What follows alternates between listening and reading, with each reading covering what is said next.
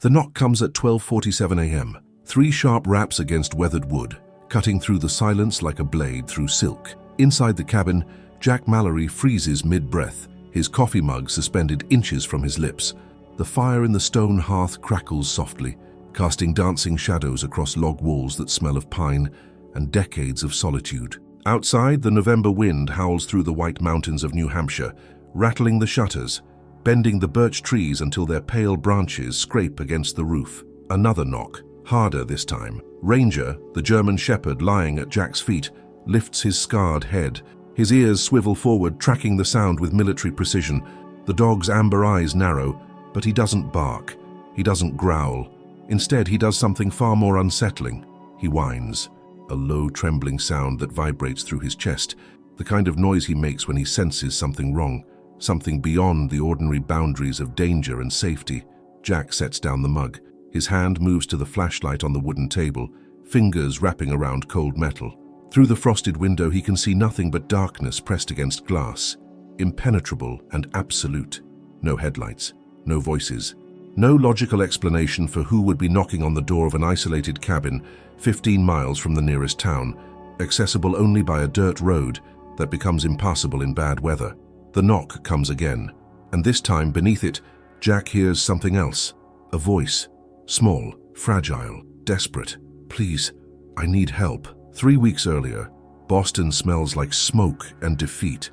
Jack Mallory stands in the parking lot of Engine Company 28, his duffel bag slung over one shoulder, watching the brick firehouse disappear in his rearview mirror for what might be the last time. 22 years of service, 8 commendations, countless fires fought, lives saved, moments of glory that once felt like the entire purpose of his existence.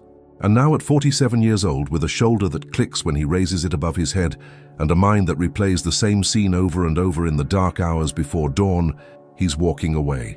Medical leave, they call it. Mandatory rest and evaluation. The words taste like ash in his mouth. Ranger sits in the passenger seat, his massive head resting on the center console, brown eyes fixed on Jack's face with the kind of unwavering attention that only dogs possess. The shepherd's left ear has a permanent notch, where a piece was torn away during a warehouse collapse 2 years ago. His right front leg bears the pale lines of surgical scars. Together, man and dog have crawled through burning buildings, searched through rubble, pulled survivors from places where death seemed certain. They are a unit, forged in heat and terror, and the peculiar intimacy that comes from trusting someone with your life. "Just you and me now, boy," Jack murmurs, his voice rough with disuse.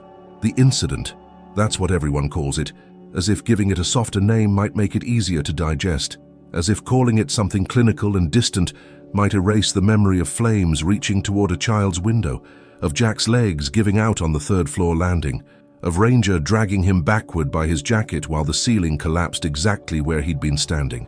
They saved the kid. That's what matters, everyone says. But Jack can't stop seeing the moments he froze, the seconds where his body refused to obey his mind, the space between intention and action where people die. The cabin belongs to his uncle, a man who spent 40 years as a Forest Service ranger before retiring to Arizona and leaving behind this structure of hand-hewn logs and stone foundation, built in 1967 when men still believed in permanence. It sits on 20 acres of dense woodland, backed against conservation land that stretches for miles, a place where cell service is a suggestion and the nearest neighbor is a concept rather than a reality. Jack arrives on a Tuesday afternoon in early November, when the trees are already bare and the air carries the metallic taste of coming snow. The cabin looks smaller than he remembers from childhood visits, a single story with a peaked roof, a stone chimney rising from one end, windows dark with decades of accumulated grime. Inside, smells like mouse droppings and mildew, and the particular mustiness of a place that hasn't been heated in years.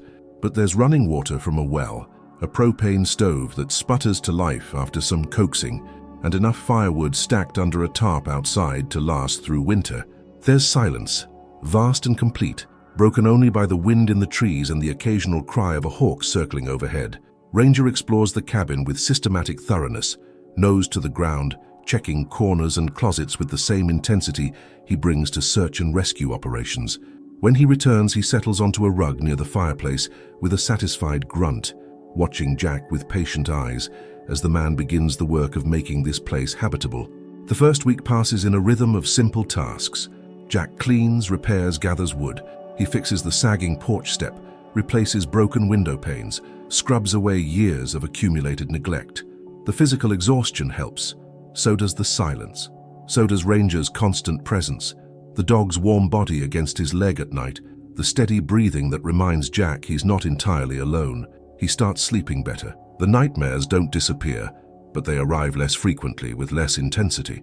He begins to recognize bird calls, to notice the patterns of light through the windows, to mark time by the movement of shadows, rather than the digital certainty of clocks. The nearest town is Havenbrook, population 1247, the kind of place where the general store doubles as the post office and everyone knows everyone else's business by osmosis. Jack drives in once a week for supplies, exchanging nods with locals who've clearly been warned about the newcomer in the old Fuller cabin. By the third week, Jack has established routines. Morning runs with Ranger through trails that wind between pine and birch, afternoons spent reading by the fire, evenings of simple meals eaten while watching the fire burn down to embers. The isolation stops feeling like punishment and starts feeling like sanctuary. Jack begins to believe that maybe he just needs time, that maybe this forced separation from everything he's known might actually save him rather than break him. Then, on a Wednesday night in late November, with the first real snowfall dusting the ground and the temperature dropping below freezing, someone knocks on his door at 12:47 a.m. Jack moves toward the door with the flashlight in one hand, his body automatically positioning itself at an angle, years of training overriding conscious thought. Ranger stands beside him, every muscle coiled, that strange whine still vibrating in his throat. The dog's reaction troubles Jack more than the knock itself. Ranger has faced flames, explosions, collapsing structures. He doesn't spook easily. "Who's there?" Jack calls through the door, his voice carrying the authority of someone accustomed to emergencies. Silence. Then, so quiet, he almost misses it beneath the wind. "Please, I'm lost." The voice belongs to a child, a girl, maybe 10 or 11 years old, with the kind of tremor that speaks of genuine terror, of cold, penetrating bone, of desperation that has moved beyond pride or caution. Jack's hand moves to the deadbolt. Every instinct screams at him to open the door, to help, to do what he's spent his entire adult life doing, protecting people who need protection. But something holds him back, a whisper of caution. How does a child end up 15 miles into the woods at nearly 1 in the morning? Where are her parents? "Honey, where are your parents?" Jack asks through the door, his tone softening but his body remaining tense. "I don't know." The voice breaks. "Please, I'm so cold. Please let me in." Ranger's whine intensifies. He paces in a tight circle, his claws clicking against the wooden floor.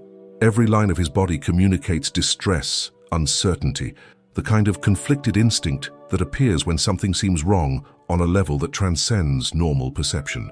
Jack makes a decision. He slides back the deadbolt, keeping his flashlight ready, positioning himself so he can see whoever stands outside before fully opening the door. The hinges creak as he pulls it inward, cold air rushing past him into the warm interior. In the beam of his flashlight stands a girl. She's small, thin, wearing a jacket that's far too light for the weather. No hat, no gloves. Her hair hangs in dark tangles around her face. Her jeans are soaked to the knees. Her sneakers leave wet prints on the porch boards. But it's her face that catches Jack's attention. Holds it, refuses to release it. She's terrified. Not just scared, completely, absolutely terrified. Her eyes are enormous, pupils dilated, darting past Jack into the cabin as if searching for something. Her lips have a bluish tint that suggests real hypothermia, real danger. She's shaking, her entire body vibrating with cold and fear and exhaustion. "I got lost," she whispers. "In the woods. I've been walking for hours. I saw your light." Jack's mind races through possibilities, attempting to construct a narrative that makes sense.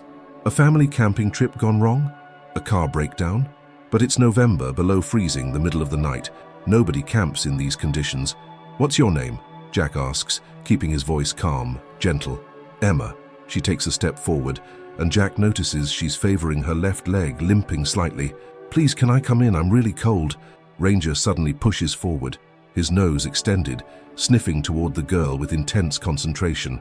She flinches backward, fear flashing across her face so quickly that Jack almost misses it, but he sees it. He sees the way her body tenses, the way her hands come up defensively. "He won't hurt you," Jack says automatically, though Ranger's behavior continues to trouble him. Emma doesn't move closer. Is there anyone else here?" The question strikes Jack as odd. "No, just me and my dog." "Listen, Emma, I'm going to let you come inside where it's warm, and then we're going to call someone to come get you. Your parents must be worried sick." At the mention of parents, something flickers across her face. Not relief, not longing, something else. "I don't want to call anyone," she says, and now there's steel in her voice, a hardness that seems wrong in someone so young.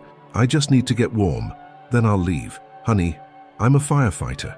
I can't just let a kid wander back into the woods in the middle of the night. Come inside, we'll get you warm, and we'll figure this out. I promise you're safe." The word safe seems to unlock something. Emma's face crumples, tears spilling down her cheeks, and suddenly she looks exactly like what she should be, a frightened child, lost and cold and desperate. She stumbles forward, and Jack catches her as she nearly falls across the threshold, her body ice cold against his hands.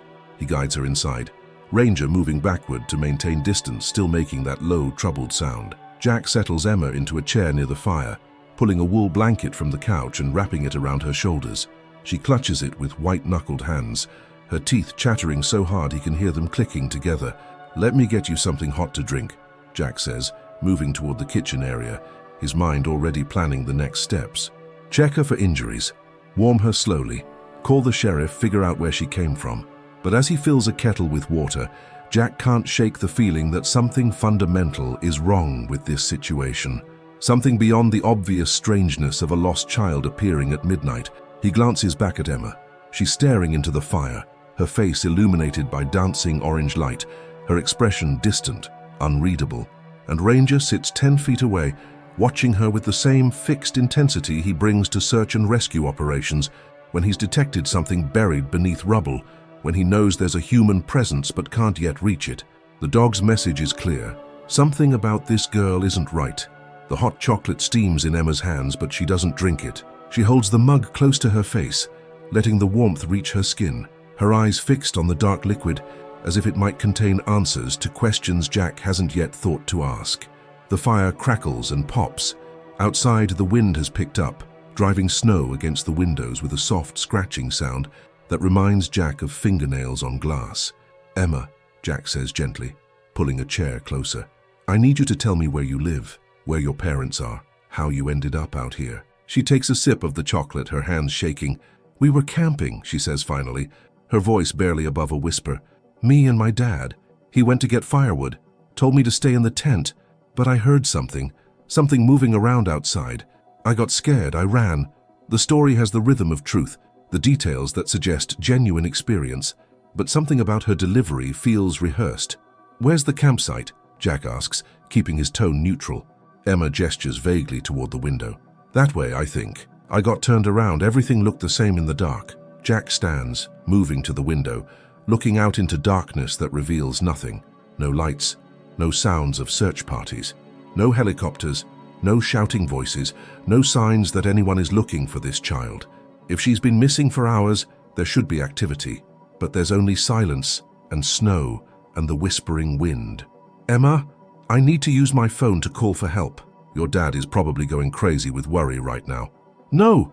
The word comes out sharp, violent, and she's on her feet suddenly, the blanket falling away, her face transformed by panic. "Please don't. Please. He'll be so angry. He told me to stay in the tent. He told me never to leave. If you call, he'll know I disobeyed. She stops abruptly, clamping her mouth shut, her eyes wide. Jack's instincts shift, recalibrating. Years of emergency response have taught him to read fear, to distinguish between different types of terror, the fear of punishment, the fear of someone specific. "Emma," he says carefully, "are you afraid of your father?" She doesn't answer. The truth is written in every line of her body, in the way she's poised for flight, in the haunted quality of her eyes. "Listen to me," Jack continues, his voice low, measured. "If someone is hurting you, if you're in danger, I can help. That's my job. But I need you to be honest with me." Ranger suddenly stands, his attention snapping toward the door. His hackles rise in a ridge along his spine. A low growl rumbles from his chest, deeper and more threatening than the earlier whines. Jack's hand instinctively moves to his flashlight, his body automatically positioning itself between Emma and the door. "What is it, boy?" Jack murmurs, but he already knows. Ranger has detected something.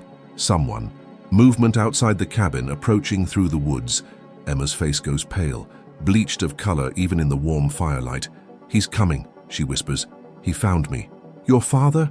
She nods, backing away from the door, her eyes darting around the cabin as if looking for somewhere to hide. "He always finds me. I can't get away." Jack's mind races through scenarios, sorting facts from assumptions. A father looking for his lost daughter should call out, should knock, should identify himself, but there's only silence outside. Only Ranger's growl and the wind and the approaching presence that the dog has sensed, but Jack can't yet see. "Stay behind me," Jack orders, moving toward the door, his body shifting into the stance of someone prepared for confrontation. There's a hunting rifle in the closet, his uncle's old Winchester. His phone sits on the kitchen counter, but there's no signal up here. He's alone, with a frightened child, and someone approaching through the woods in the dead of night. The knock comes again, different this time, heavier, more insistent. 3 deliberate strikes against wood, perfectly spaced, almost mechanical in their precision. "Emma?" A man's voice muffled by the door and the wind. "Emma, honey, are you in there?" The voice sounds reasonable, concerned, exactly how a worried father should sound. But Emma's reaction tells a different story. She's backed herself into the far corner of the cabin, the blanket clutched around her shoulders, her entire body rigid with terror. "I know you're in there, sweetheart," the voice continues. "The man who has you, he doesn't understand. You need to come out. We need to go home." Jack moves closer to the door, his voice carrying authority. "Sir, my name is Jack Mallory. Your daughter is safe. She's cold and scared, but she's unharmed. I'm going to drive you both into town, get her checked out at the clinic, and—" "I appreciate your help," the man interrupts, his tone still calm, still measured. "But this is a family matter. Emma, come out now. You know what happens when you make me come in after you." The implied threat hangs in the air, crystallizing Jack's understanding. This isn't a worried father, this is something else, something darker. "I'm a Boston firefighter," Jack says, his voice hardening. "I'm trained in emergency response and child safety. I'm not opening this door until I talk to the authorities. There's a sheriff in Havenbrook, Tom Whitmore. I'm sure he can sort this out." Silence. Long enough that Jack begins to wonder if the man has left. Then, so quietly he almost misses it. "You've made a mistake, Mr. Mallory." Footsteps retreat from the porch, heavy boots crunching through snow, moving away from the cabin, getting fainter, disappearing into the darkness. Ranger's growl subsides, but he doesn't relax. He maintains his position at the door, ears forward, every sense extended into the night. Jack turns to Emma. She's crying silently, tears streaming down her face. "He'll wait," she whispers. "He always waits." And then he comes back. "Who is he, Emma? What's really going on?"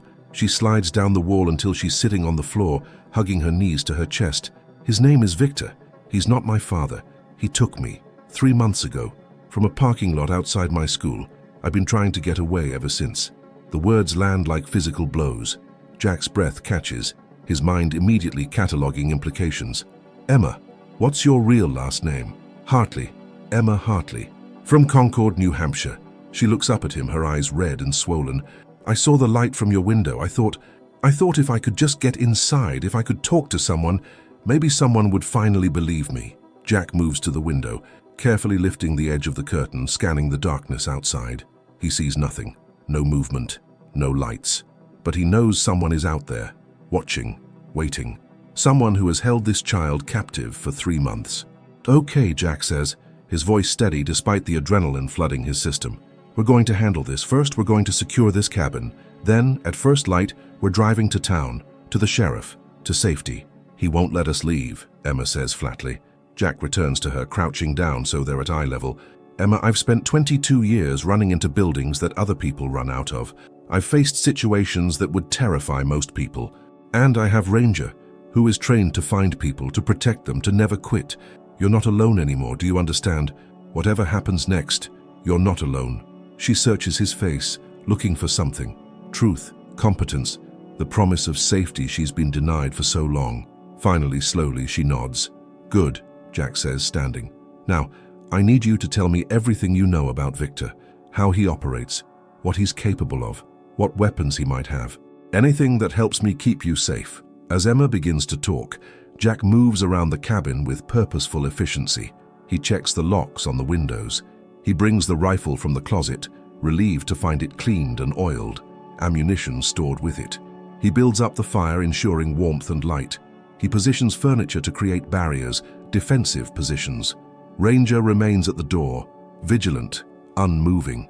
Outside, the snow continues to fall, erasing tracks, muffling sound, transforming the world into a blank white canvas where danger could hide anywhere. And somewhere in that darkness, Victor waits. The clock on the mantel reads 2:14 a.m. Emma sits wrapped in blankets near the fire, her voice low and steady as she recounts the details of her captivity. Jack listens while maintaining watch at the window, the rifle within reach, his mind cataloging information. Victor Thomas, 41 years old. Former military, though Emma doesn't know which branch. He lives in a cabin even more remote than this one, about 8 miles northwest, accessible only by logging roads that most maps don't show. No neighbors, no oversight, no witnesses. He took Emma from outside Manchester West High School on a Tuesday afternoon in August. She was waiting for her mum to pick her up from volleyball practice. He approached in a van, asked for directions, grabbed her when she came close. Chloroform-soaked cloth over her mouth, darkness, then waking up in a basement with cinder block walls and a lock on the door. "He never hurt me," Emma says, and Jack hears the complicated truth in those words.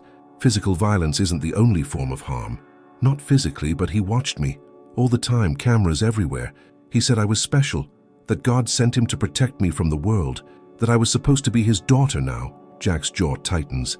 He's heard versions of this story before, in training sessions on child abduction, in news reports in the darkest corners of human behavior that most people prefer not to acknowledge. How did you escape? He got careless. Left the basement door unlocked when he went to shower. I ran, just ran. I've been hiding in the woods for 2 days, eating berries, drinking from streams. I knew if I could just find someone, anyone. She trails off, and Jack can fill in the rest. Rescue, safety, home. Your parents, Jack says gently. They must have been searching. They probably think I'm dead. Emma's voice breaks. That's what happens, right? When kids disappear. After a few weeks, everyone stops looking. Emma, I promise you they haven't stopped looking. 3 months is nothing, they're still searching. And tomorrow you're going home. A sound outside makes them both freeze. Not footsteps, something else. A scraping noise, metal against wood, coming from the side of the cabin. Ranger's head snaps toward it, his body coiling. Jack moves swiftly, positioning himself near the window that faces that direction, carefully pulling back the curtain. In the beam of exterior light from the porch, he sees a shadow moving, human-shaped but indistinct, working at something against the cabin wall. Then understanding hits with cold certainty. The propane tank. Son of a bitch, Jack breathes. He turns to Emma. Stay away from the windows. Get into the bathroom. Now. What's happening? He's trying to cut our gas, wants us cold, wants us vulnerable. Jack is already moving, pulling on his jacket, checking the rifle. If Victor cuts the propane line, they lose heat and the ability to cook. In these temperatures, in this isolation, that's a death sentence. But going outside means exposing himself, means playing Victor's game on Victor's terms. Emma doesn't move toward the bathroom. Instead, she stands, squaring her shoulders. You can't go out there. That's what he wants. He'll ambush you. I don't have a choice. Yes, you do. We barricade ourselves in, keep the fire going, wait until morning. In daylight, we have a better chance. Jack considers this. The girl is smart, thinking tactically. But if Victor cuts the propane line and they lose their backup heat source, if the fire dies during the night, another sound. This time from the back of the cabin, breaking glass, a window shattering. Ranger explodes into motion, racing toward the sound, barking in sharp, aggressive bursts. Jack follows, the rifle raised. Through the doorway of the small bedroom at the cabin's rear, he sees a window broken inward, glass scattered across the floor, cold air pouring through the opening. But no one comes through, no attack follows. Just the broken window, the hole in their defenses. It's a test, Emma whispers behind him. He's testing what we'll do, where we'll focus our attention. As if to confirm her words, another sound comes from the front of the cabin. The door handle rattling, someone trying the lock, testing its strength. He's circling, Jack says, understanding dawning, checking for weaknesses, learning the layout. He does this. Before he acts, He plans everything, studies his target. He was special forces. He told me once, said he learned patience in the desert, that he can wait days, weeks for the right moment. Jack backs away from the broken window, his mind shifting strategies. Victor isn't going to break in, not yet. He's going to apply pressure, create stress, force mistakes. He's going to turn this cabin into a prison and then wait for his captives to panic. We're not playing his game, Jack says firmly. He moves to the bedroom, pulling the mattress off the bed frame, dragging it into the main room. We're going to consolidate, stay in this one room, keep the fire going, take turns on watch. At first light, and I mean the second there's enough light to see, we're moving. We'll take my truck, drive to town, get help. He'll block the road. Then we'll go cross-country. I've got four-wheel drive. Ranger can lead if we need to go on foot. But we're not staying here, not trapped, not waiting for him to decide when to strike.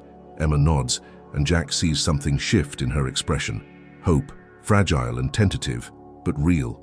They work together, building their defensive position. The mattress goes near the fire. Furniture is rearranged to block windows to create barriers.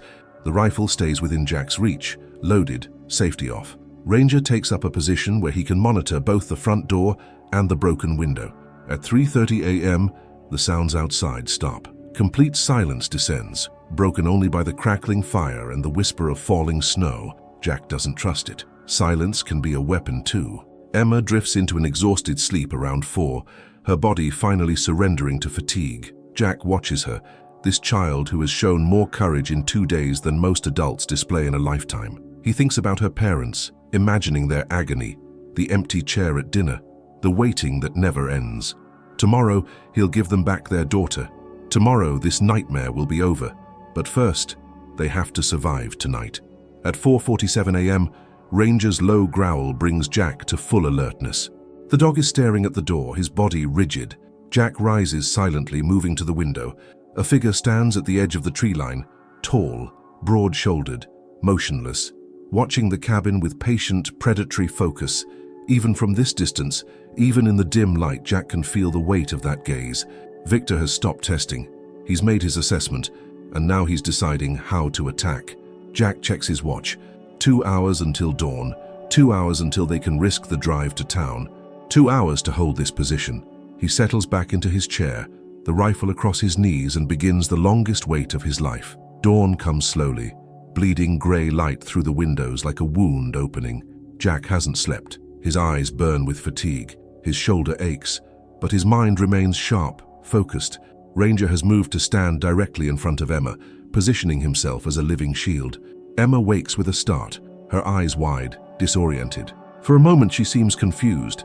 Then memory crashes back and she sits up quickly, looking around with the wariness of prey in an open field. "He's gone," Jack says quietly. "Or at least I can't see him anymore. But that doesn't mean he's not out there." "He's there," Emma says with certainty. "He's always there." Jack checks the windows systematically, looking for any sign of Victor. The snow has stopped. The world outside looks pristine, untouched, beautiful in its winter stillness. His truck sits where he parked it, covered in a fresh layer of white. The road looks passable, though he won't know for sure until they're on it. "We're going to move fast," Jack explains, checking the rifle one more time. "I'll go out first with Ranger. Clear the immediate area, then you follow straight to the truck passenger side. Keep low, don't stop for anything. Once we're inside, we drive. No hesitation, understand?" Emma nods, her jaw set with determination. She's wrapped herself in layers. 2 jackets, a blanket around her shoulders. She looks small, almost comically bundled, but her eyes are clear, focused. "If something happens," Jack continues, needing to say this, "if Victor stops us, if he gets to me, you run. You take Ranger and you run into the woods. Head south. There's a stream about a mile that way. Follow it downstream. It'll take you to the main road." "Nothing's going to happen," Emma says, and Jack admires her certainty. He opens the door slowly, the hinges creaking in the cold. Morning air rushes in, crystalline and sharp, carrying the scent of pine and snow.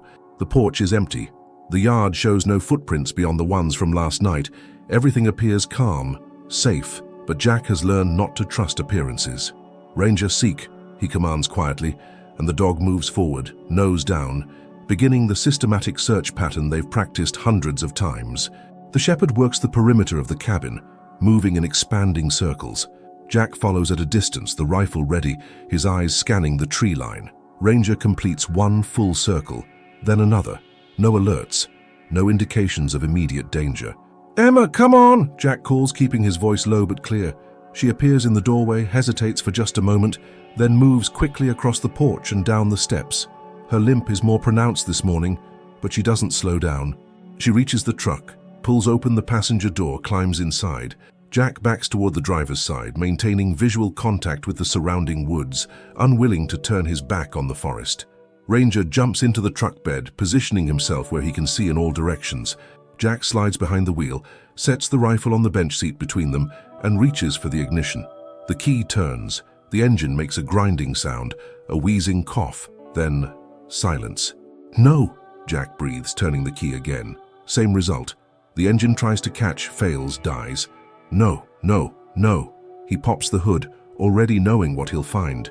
Wires cut, distributor cap removed, battery cables disconnected. Professional sabotage, thorough and efficient. "He did this last night," Emma says quietly from inside the truck. "While we were watching the cabin, he went to the truck." Jack slams the hood down, forcing himself to think through anger and frustration. The truck is useless. The nearest town is 15 miles through forest and rough terrain. In this cold, that's a full day's hike at minimum. And Victor is somewhere in those woods, watching, waiting. "Change of plan," Jack says, his voice tight. "We go back inside. We use the radio." "There's a radio. CB unit. My uncle used it to talk to the Forest Service. It's old. Might not even work, but it's our best shot." They move back toward the cabin, faster now. The pretense of calm abandoned. Jack's mind races through contingencies, through options that narrow with each passing second. They need help. They need it now. The shot comes without warning, a crack that splits the morning silence, echoing off the mountains. Wood splinters from the doorframe, inches from Jack's head. He reacts instantly. Years of training overriding thought, throwing himself sideways, tackling Emma to the ground, covering her body with his own. Ranger barks, sharp and urgent. Another shot. This one hits the truck, punching through metal. "Inside!" Jack shouts, half dragging Emma, scrambling for the door. Ranger follows, his body low. They crash through the doorway together, and Jack kicks it shut behind them, throwing the deadbolt, pressing his back against the wall. Emma is breathing hard, her face pressed against the floor, her hands over her head. Jack crawls to the window, risks a quick look outside. Movement in the trees, 100 yards out. A figure with a rifle, partially concealed behind a pine trunk. Victor has stopped hiding. He's made his presence known. He's declared his intentions. "He's not going to let us leave," Emma whispers, and Jack hears the despair creeping into her voice. "Yes, he is," Jack says firmly, moving away from the window. "We're just going to do this differently." He finds the CB radio on a shelf in the bedroom, an ancient Cobra unit from the 1980s, covered in dust. He plugs it in, flips the power switch. Static hisses from the speaker. Jack grabs the microphone, keys it. "This is Jack Mallory at the old Fuller cabin on Ridge Road. I have a medical emergency. I have an 11-year-old girl, possible hypothermia, and an armed individual outside preventing us from leaving. Request immediate assistance, over." He releases the key. Static. He tries again, changing channels, repeating the message. Static. Again. Static. "Come on," Jack mutters, cycling through channels, broadcasting on each. "Come on, come on." On channel 14, a voice crackles through. "Copy, repeat out of your... breaking up. This is Jack Mallory," he says urgently. "I have a kidnapped child, Emma Hartley from Concord, missing 3 months. Her captor is outside, armed. We need police, Forest Service, anyone. Fuller cabin, Ridge Road, 15 miles north of Havenbrook. Please confirm you copy." Over. Silence. Long seconds. Then, "Copy that. Sending. Help is..." The connection dies in a wash of static. Jack tries to re-establish it, frantically turning the dial, but he's lost it. He doesn't know if his message got through, doesn't know if help is coming. Another shot hits the cabin, punching through a window, showering glass across the floor. Then another, methodical, precise. Not trying to hit them, but making a statement. "I'm here. I'm not leaving." Jack pulls Emma away from the windows, into the corner where the stone fireplace provides the most cover. Ranger presses against her side. The shots continue, a steady rhythm. Victor is announcing the end of the standoff, the beginning of something more aggressive. "What's he doing?" Emma asks, her voice small. "Softening us up, breaking our will. It's a siege tactic. Make the target feel hopeless, make them so desperate they'll take risks, make mistakes." Will it work? Jack meets her eyes, sees the fear there, the exhaustion, the accumulated trauma, but he also sees something else. Steel, resilience. The part of this girl that ran, that survived, that knocked on a stranger's door and trusted when trust should have been impossible. No, Jack says, it won't work, because we're not giving up, we're not surrendering, and help is coming. He says it with certainty, even though he doesn't know if it's true. Sometimes belief is a tool. Sometimes acting as if rescue is certain makes it more likely. Sometimes the difference between survival and death is nothing more than refusing to accept defeat. The shooting stops. Silence returns, heavier now, weighted with threat and anticipation. Jack moves to the window again. Careful. Victor has moved. He's closer now, maybe 70 yards out, using the trees for cover, advancing with tactical precision. This isn't an angry man acting on impulse. This is a trained operator, executing a plan. Jack checks the rifle, 5 rounds remaining. He's not a great shot. Firefighters train for many things, but gunfights aren't typically on the list. But he knows basics. Point, breathe, squeeze. At this range, he might be able to hit Victor, might be able to drive him back, buy them time, or he might miss, give away his position, invite more accurate return fire. The door handle rattles. Jack spins, bringing the rifle up. The handle turns, testing the lock, the deadbolt holding firm. Then a voice. "Mr. Mallory, let's talk like reasonable men." Jack doesn't respond. "You've put yourself in a difficult position," Victor continues, his tone conversational, almost friendly. "You've made yourself party to a kidnapping. That's what the police will think, you know. Strange man, isolated cabin, young girl, the optics aren't good. Emma is a victim," Jack calls back. "You took her. You're the criminal here." That's one narrative. But narratives depend on who's telling the story, don't they? I'm her father, you see. Legally, I have the adoption papers. She's troubled, runs away, makes up stories. And you're the stranger who refused to return her, who kept her isolated, who fired on me when I came to retrieve my daughter. The manipulation is smooth, practiced. Jack can hear the lie in it, but he can also hear the dangerous truth, that in the absence of witnesses, doubt becomes a weapon. "That story won't hold," Jack says. "The thing is," Victor continues, "I don't want trouble, I just want my daughter back. You return her to me, I walk away, no police, no complications. Not happening.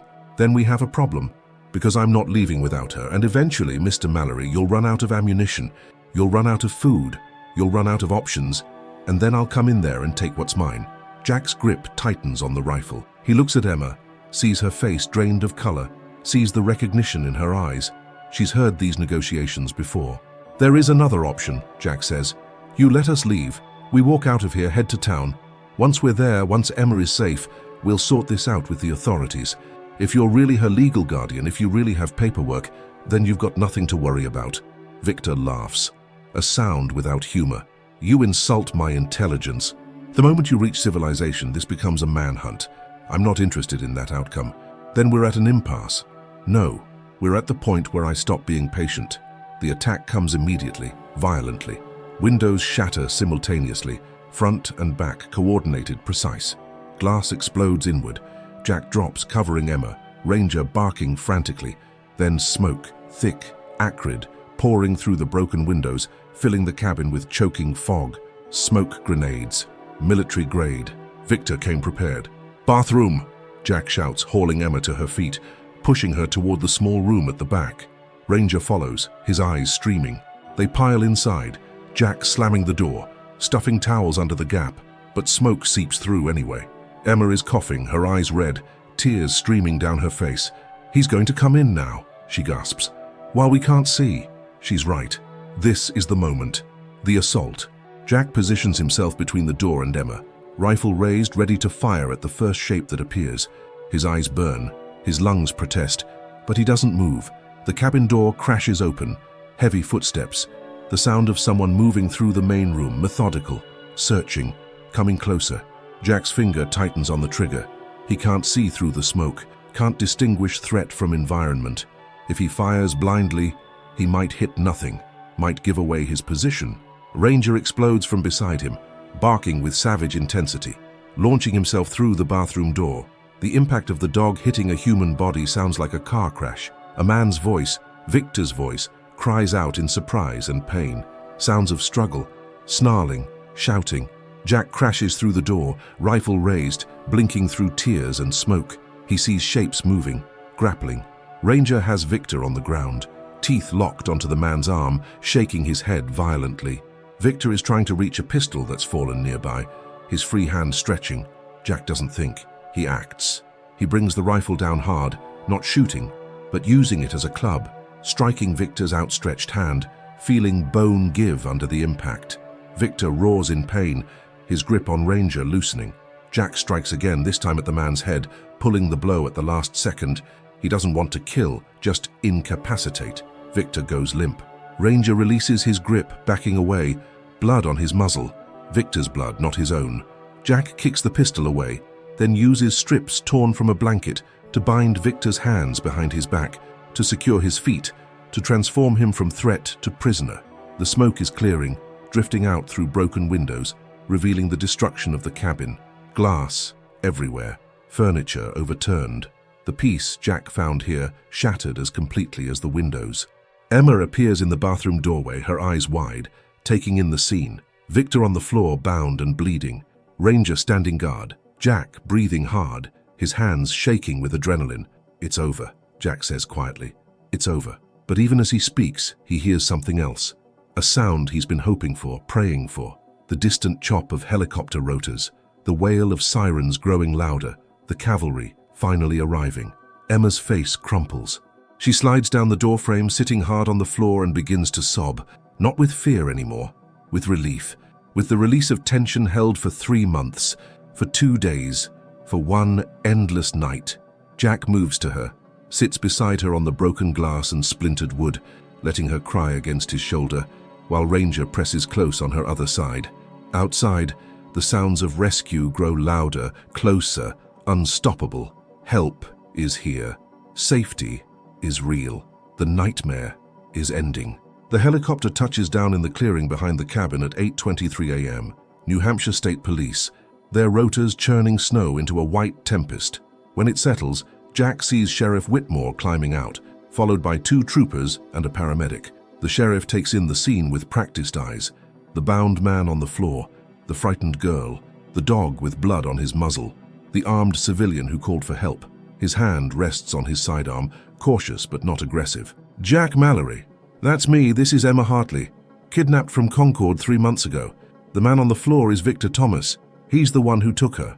One of the troopers immediately moves to Victor, checking his restraints, reading him his rights.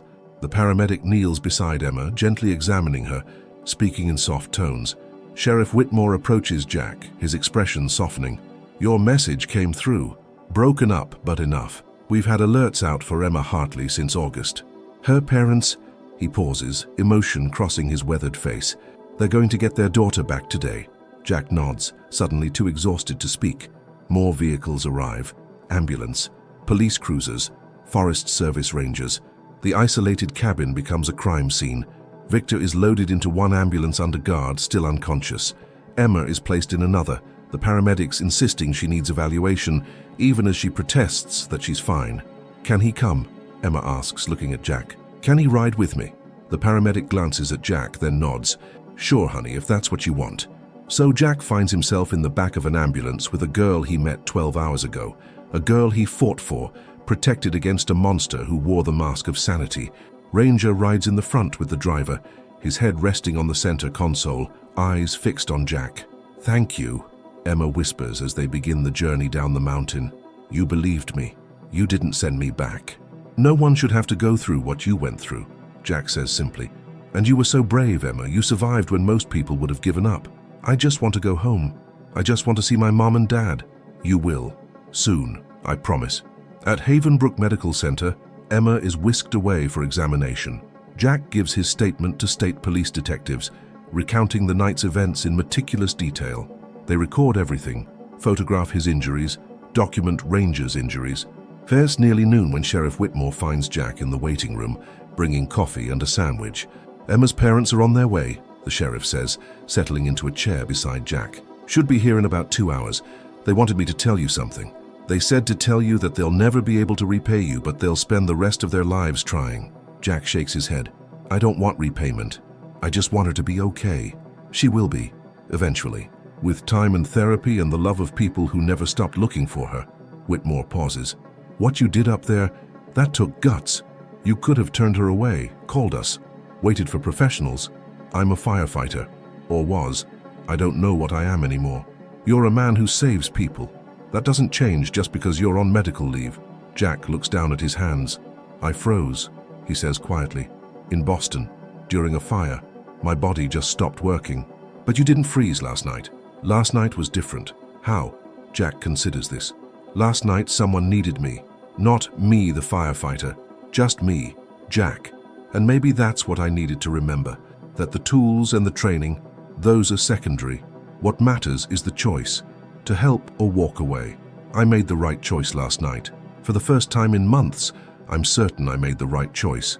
Whitmore nods slowly. You planning on staying in that cabin? I don't know. It's pretty shot up right now. We have volunteer fire departments up here, search and rescue teams. Always need people with experience, especially folks who have working dogs. The sheriff stands, extending his hand. Think about it. Meantime, get some rest. You've earned it. They release Emma 3 hours later with a clean bill of health. Remarkably, she suffered no serious injuries. Jack is waiting when her parents arrive, when her mother's scream of joy echoes through the hospital corridors, when Emma runs into their arms and they collapse together in tears and laughter and relief, so profound it borders on religious experience. Jack watches from a distance, but Emma sees him, breaks away from her parents, runs to him. She doesn't say anything. She just hugs him, her small arms tight around his waist, and he hugs her back, this brave, resilient child who taught him something about courage. Be good, he whispers. Be happy. I will, she promises. I'll remember you, always.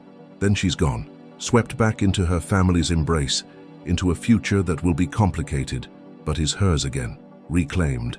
Spring comes to the White Mountains, slowly, grudgingly, as if winter is reluctant to release its grip, but it comes.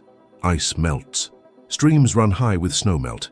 The first green shoots push through thawed earth, life asserting itself. Jack stands on the rebuilt porch of the Fuller cabin, watching the sunrise paint the sky in shades of pink and gold. The windows have been replaced, the damage repaired. The cabin is whole again, stronger than before. He takes a sip of coffee, savoring the warmth. Ranger lies at his feet, graying slightly around the muzzle now, but still alert, still ready. On the table inside sits a letter from Emma, the third he's received in the 5 months since that November night. She's doing well, she writes. Therapy helps. School is hard because everyone knows her story, but she has friends now. She's thinking about maybe becoming a social worker someday, or a victim's advocate, something where she can help people who feel as lost as she once did.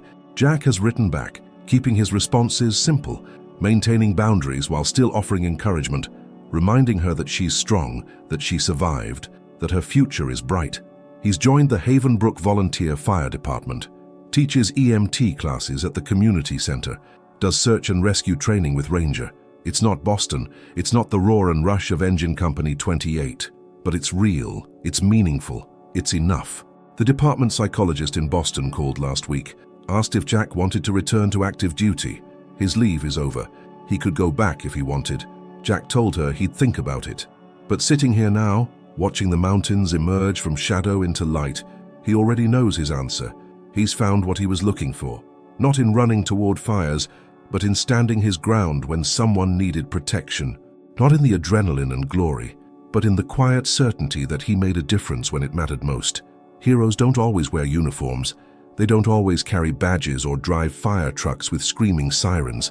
Sometimes they're just ordinary people who choose to open their doors when someone knocks at midnight, who choose to believe a frightened child, who choose to fight when walking away would be easier. Sometimes heroes are simply people who refuse to let darkness win. Jack Mallory sets down his coffee mug, calls Ranger to his side, and walks out into the morning.